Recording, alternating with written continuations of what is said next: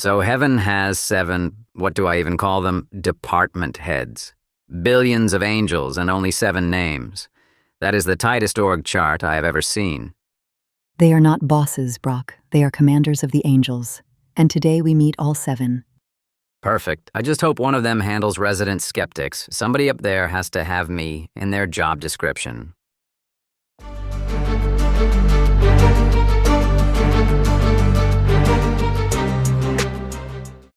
Welcome to Veil and Broc.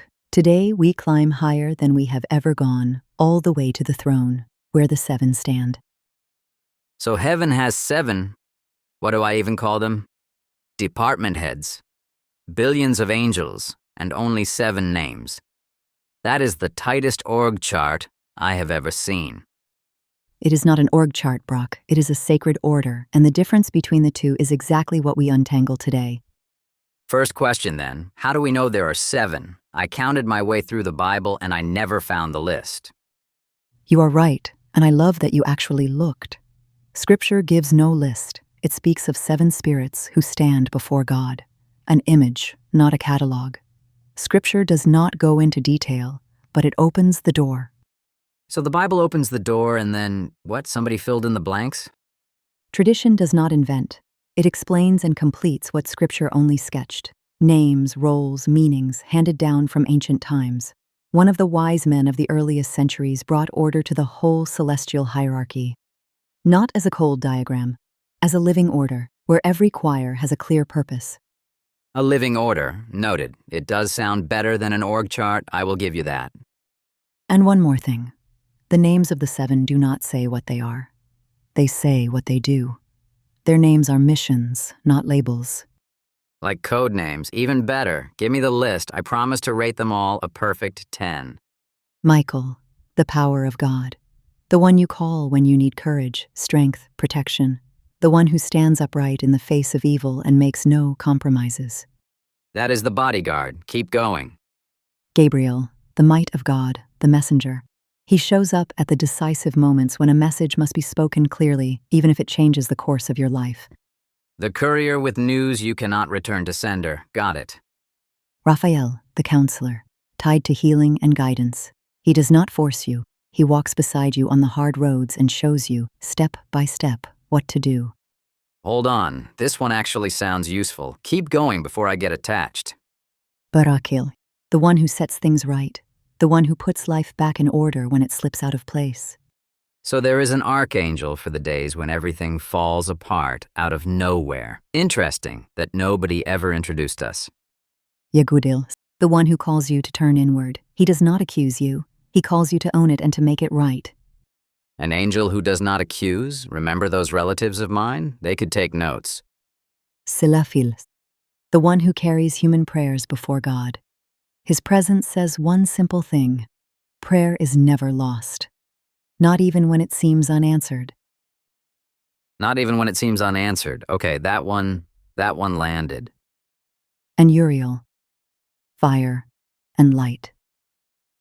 The light that clears the mind, the fire that purifies. Called when you can no longer see clearly and you need discernment. 7, and they cover exactly the places where people break down. Fear, confusion, guilt, the hard roads. This system was designed for us, not for them. Exactly, Broc. Billions of angels serve under them, but their mission is a single one, us. They teach, they correct, they sustain, without forcing anything, and without ever canceling your freedom. And if I ask for help, does that not make me weak? Because I have a reputation to protect here. Admitting you need guidance is not weakness. It is clarity. It means you are awake and you are taking responsibility. Let me tell you a true story. A soldier in 1921, before leaving for the front, stopped at a church of the Archangels and prayed simply, from the heart, "Protect me so I may come back alive to your door." Simple, no fancy formulas. I already like where this is going. 1 year later, during a night attack, he cried out a single name, Michael. The 2 soldiers next to him were killed. He recounts how the cavalrymen swept through the whole garden. One came within 20 inches of him. The horse spooked, but he lay motionless, and he walked away alive. 20 inches, you know I could say coincidence. I have the word loaded and ready, but I am not saying it. You do not even have to say it. The world is full of so-called coincidences, thousands of them. But there is an old saying, once the coincidences add up past 3, they stop being coincidences. And one more thing that matters. Not every unusual experience comes from above. Dreams, sensations, signs, they can have different sources. That is why clarity of thought is essential. The real work happens in silence, not in spectacle. So even up here, skepticism has a job. You verify. You do not swallow everything whole that I can sign off on. The help of the 7 archangels comes exactly as much as you need to keep walking. Next time we come one step closer, the guardian angel, the one who does not only stand before the throne praying for you, he walks beside you your whole life.